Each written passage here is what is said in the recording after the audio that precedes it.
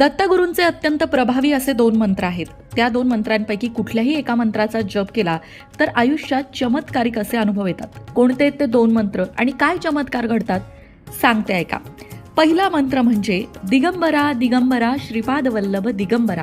हा मंत्र सगळ्यांनाच माहिती आहे. या मंत्राचा रात्री झोपताना किमान 21 वेळा तरी जप करावा.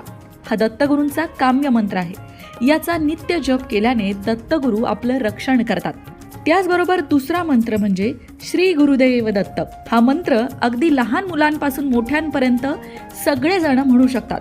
किमान 11 वेळा तरी रोज हा मंत्र म्हणावा.